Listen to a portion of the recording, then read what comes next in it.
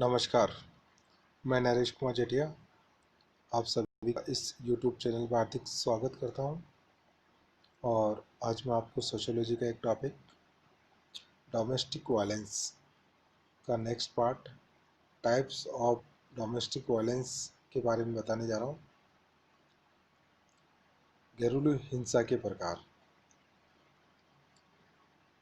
इसमें से सबसे पहले हम बात करते हैं बलात्कार यानी कि रेप्स के बारे में। भारतीय दंड संहिता की धारा 376 के अनुसार बलात्कार एक दंडनीय अपराध है जिसमें अपराधी को आजीवन कारावास तक हो सकता है। इस धारा के अनुसार जब कोई पुरुष किसी स्त्री से उसकी इच्छा के विरुद्ध या सम्मति के बिना या मृत्यु का भय दिखाकर संभोग करता है तो उसको बलात्कारी कहते हैं। बलात्कार की समस्या सभी समाजों में पाई जाती है, किंतु भारत की तुलना में पाश्चात्य देशों में ऐसी घटनाएं अधिक घटित होती है। जिन महिलाओं के साथ बलात्कार हुआ है उनमें से अधिकांश उस घटना को भुला देना चाहती है। वो अपना मेडिकल मुआयना करवाना और पुलिस न्यायालय द्वारा जांच करवाना नहीं चाहती है, क्योंकि कानून की प्रक्रिया काफ़ी समय लेने वाली और परेशानी पैदा करने वाली होती है और वकीलों द्वारा उस संदर्भ में पूछे जाने वाले प्रश्न भी नारी को पीड़ा पहुंचाने वाले होते हैं। बलात्कार से पीड़ित महिलाएं उनके प्रति किए गए अपराध को खामोशी से बर्दाश्त कर लेती है। विरोध करने पर उन्हें सामाजिक निंदा व अपमान का डर होता है।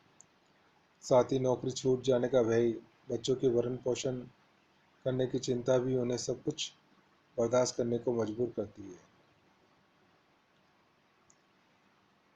और नेक्स्ट है हत्या, मर्डर। महिलाओं की आए दिन पारिवारिक समस्याओं के कारण हत्या कर दी जाती है। हत्या के मामले में स्त्री और पुरुष दोनों के साथ ही घटित होते रहते हैं, किंतु विश्व में सर्वत्र स्त्रियों की तुलना में पुरुषों की हत्या अधिक होती है। अमेरिका में प्रतिवर्ष कुल हत्या का 20 से 25% भाग महिला हत्या का होता है, जबकि भारत में ये केवल 10% ही है। भारत में हत्या में सम्मिलित 96.7% पुरुष और 3.39% महिलाएं होती है। डॉक्टर आहूजा ने इस संबंध में अध्ययन किया और ये पाया कि हत्या करने वाले और हत्या के शिकार एक ही परिवार के होते हैं। लगभग 94%। 80% हत्यारे 25 से 40 वर्ष के आयु समूह में से थे। हत्या की शिकार औरतों का प्रतिशत लगभग 50 ही था। जिन स्त्रियों की हत्या की गई उनमें से आधी स्त्रियों की संतानें थी। अधिकांश हत्यारे निम्न व्यवसाय व आयु समूह से संबंधित थे। 2/3 हत्याएं भावावेश में और अनियोजित ढंग से की गई थी।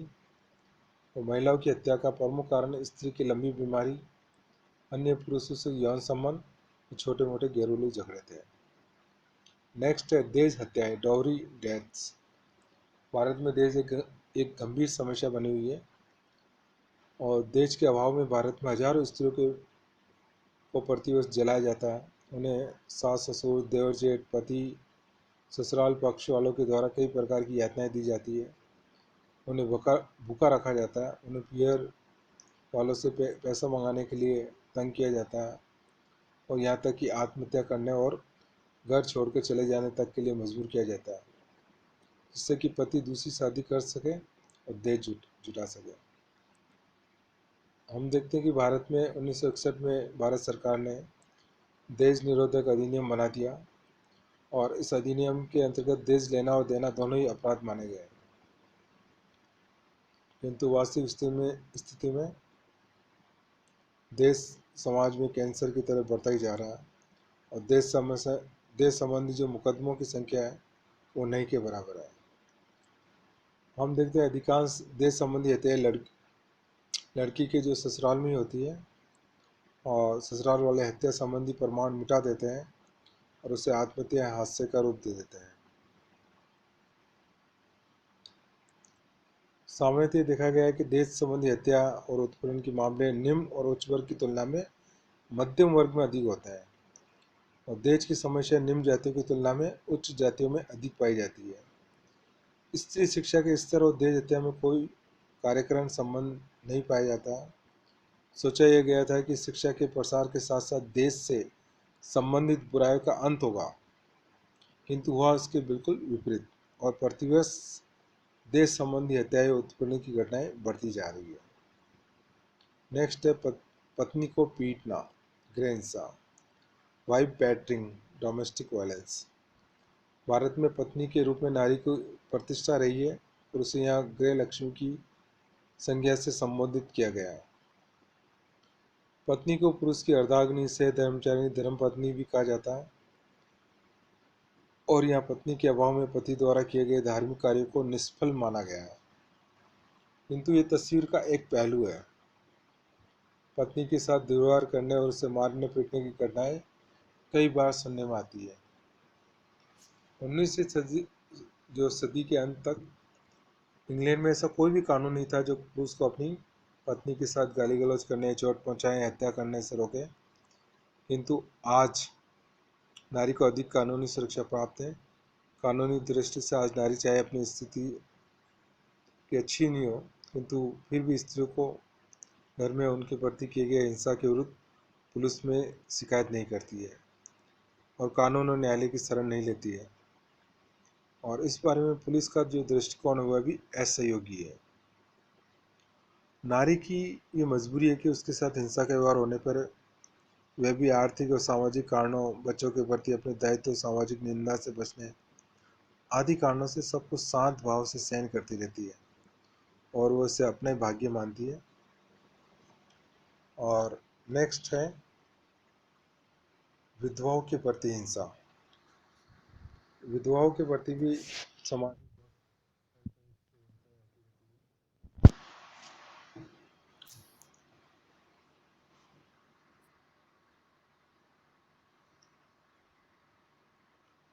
भारत में विशेष रूप से हिंदुओं में विधवाओं की गंभीर समस्या है, क्योंकि हिंदुओं में विवाह का एक धार्मिक संस्कार माना गया और ये पति पत्नी के जन्मांतर का बंधन है जिसे तोड़ा नहीं जा सकता। पति की मृत्यु के बाद पत्नी को दूसरा विवाह करने का छूट नहीं है। यही कारण है कि पति की मृत्यु के बाद से ही विधवा स्त्री के दुख प्रारंभ हो जाता है। कई जगह उसको सिर को मुंडवा दिया जाता है। अच्छे वस्त्र नहीं पहन सकती है, श्रृंगार वगैरह नहीं कर सकती है और सार्वजनिक उत्सव शुभ कार्यों में उसकी उपस्थिति को अपशकुन माना जाता है। सास ससुर और पति के परिवार के लोग विधवा पर अत्याचार करते हैं, उसे डायन तक की संज्ञा देते हैं। नेक्स्ट है नारी हत्या और भ्रूण हत्या। भारतीय समाज पुरुष प्रधान है और यहाँ लड़की की तुलना में लड़के को अधिक महत्व दिया जाता है। धार्मिक दृष्टि से भी पुत्र प्राप्ति को आवश्यक माना गया है, क्योंकि वही श्राद्ध और तर्पण द्वारा मर्त पिता और पूर्वजों को स्वरूप पहुंचाता है। उत्तराधिकार की दृष्टि से भी पुत्र का होना आवश्यक है, किंतु कई बार किसी परिवार में लड़कियों की संख्या अधिक होने पर लड़की के पैदा होते ही उसे मार दिया जाता है, जो नारी हत्या का ही एक रूप है। नारी हत्या हमें प्रकट और अप्रकट रूप में कई रूपों में देखने को मिलती है। माता के गर्भ में ही नारी शिशु को मार देना, जन्म के बाद उसे मार देना, या देश के लोभ में बहू को जला देना, पीट पीट कर मार देना, उसका उत्पीड़न करना और ऐसी परिस्थितियाँ पैदा करना जिससे नारी आत्महत्या करने के लिए विवश हो जाए। जहर देकर मार देना, गला घोट देना, ये सभी नारी हत्या के प्रत्यक्ष रूप है। और हम देखते हैं कि हिंसा की शिकार कौन सी महिलाएं होती है, उनकी कुछ विशेषता होती है। जिन महिलाओं के साथ अपराध किया जाता है या जिनके विरुद्ध हिंसा की जाती है, उनके प्रकार इस प्रकार हैं। जो गरीब, असहाय, अवसादग्रस्त होती है, जो स्वयं अपनी नज़रों से गिर चुकी होती है, उनके प्रति किए गए अपराध और हिंसा के कारण भावनात्मक रूप से विघटित हो चुकी होती है, और जो विघटित परिवारों में रहती है तथा जिन पर परिवार के सदस्यों का दबाव बना रहता है, जिससे उनमें अनेक प्रकार की कुंठाएं पाई जाती है और जिनमें मानसिक और सामाजिक परिपक्वता का अभाव पाया जाता है।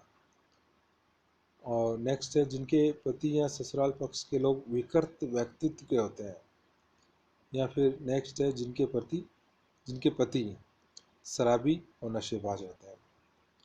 तो ये मैंने आपको टाइप्स ऑफ डोमेस्टिक वायलेंस के बारे में बताने का प्रयास किया। धन्यवाद।